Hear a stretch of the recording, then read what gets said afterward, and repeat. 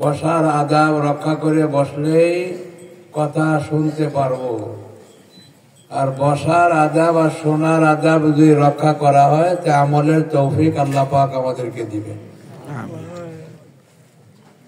আমল করার যোগ্যতা আল্লাহর তৌফিকে হয়।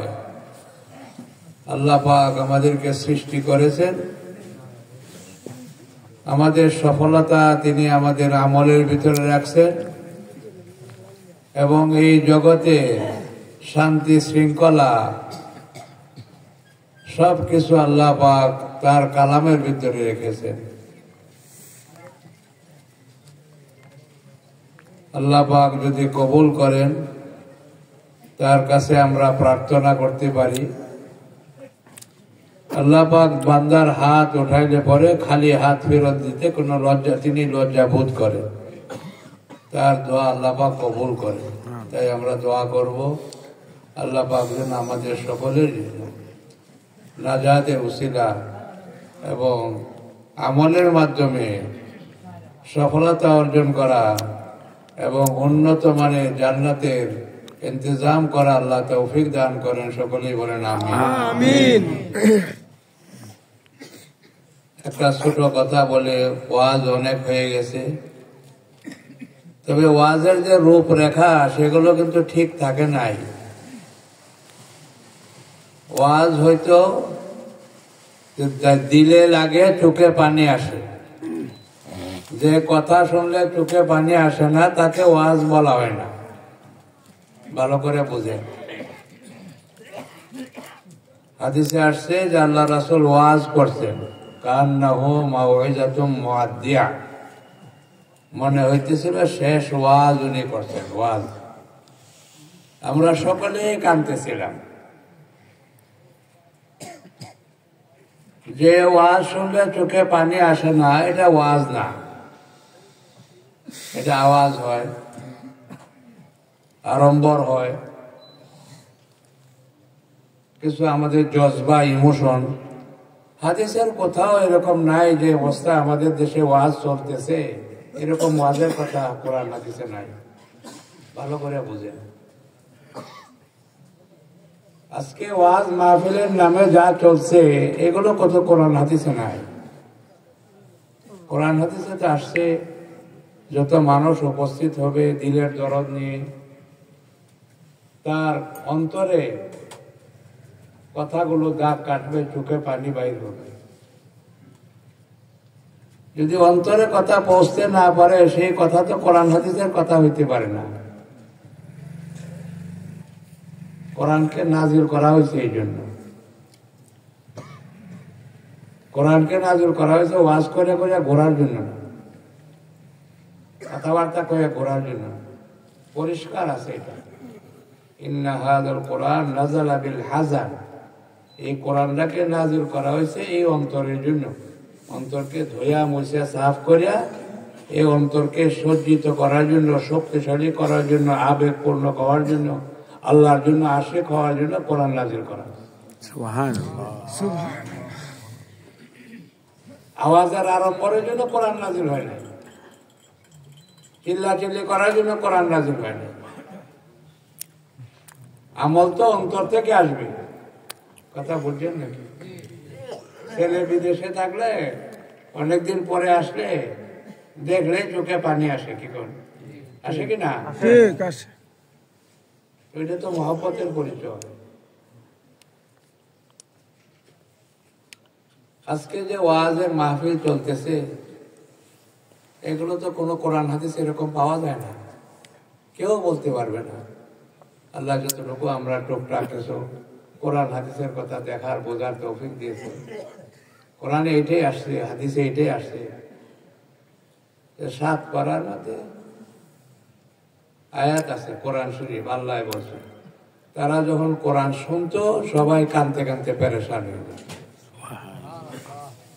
নবীর উপরে যখন কোরআন নাজিল হয়েছে যারা শ্রোতারা ছিল সবাই কানতে কানতে পেরেশান হয়েছে, তাদের দিলে দাগ কাটছে,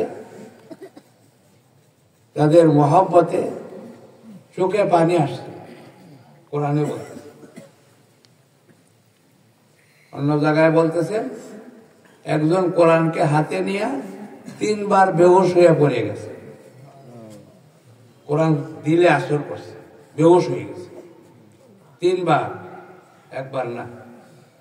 ইকরামা রাদিয়াল্লাহু তাআলা, এই ঘটনা আমরা ভাববেন ফাজাইলে কোরআন একটা, এই যে তাবলীগী জমাতে তালিম করা হয়, ওইটার মধ্যে এগুলো বিস্তারিত বলা হয়েছে যে কোরআনের ভক্তি,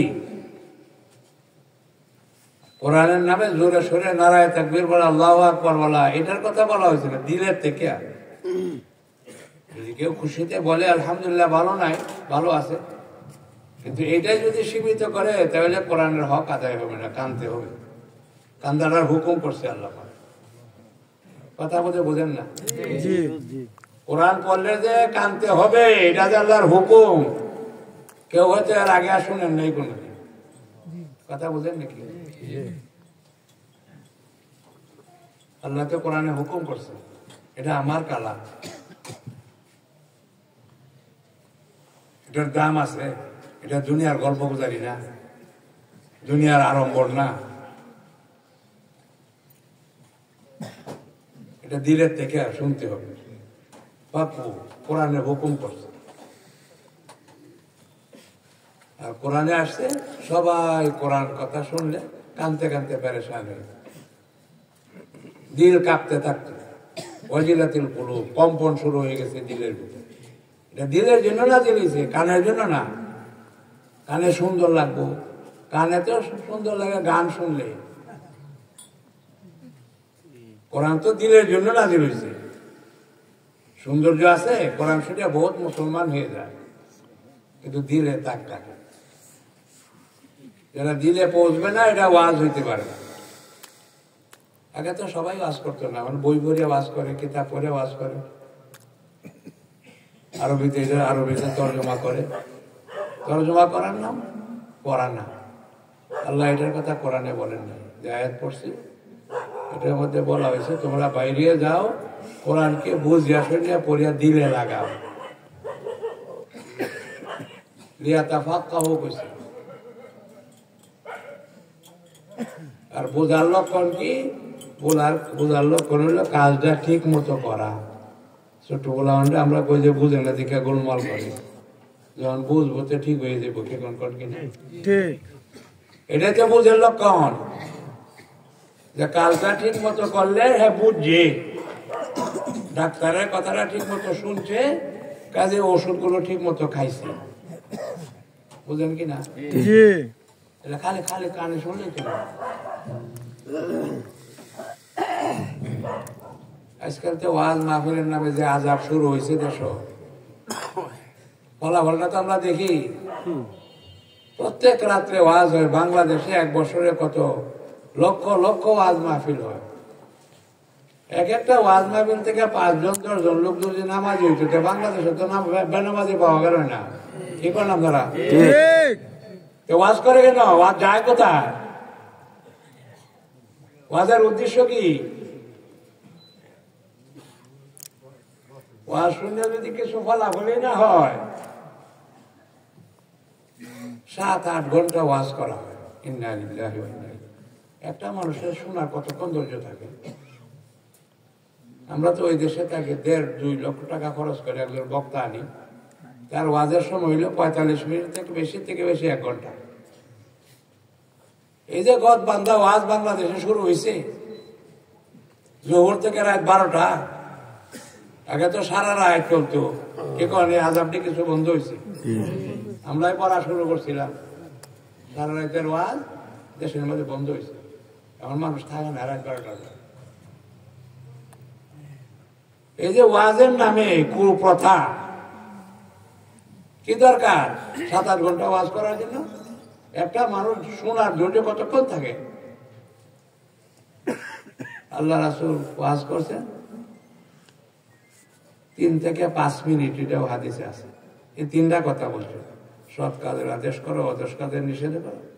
যদি এটা না করো তাহলে তোমরা দোয়া করলে দোয়া কবুল হবে না, আল্লাহ সাহায্য পাইলে আল্লাহ সাহায্য চাইবে না, শত্রুর মোকাবেলা তোমাদের কৃতিকান হবে না। বাস এটাই শেষ, এখানেই বাস।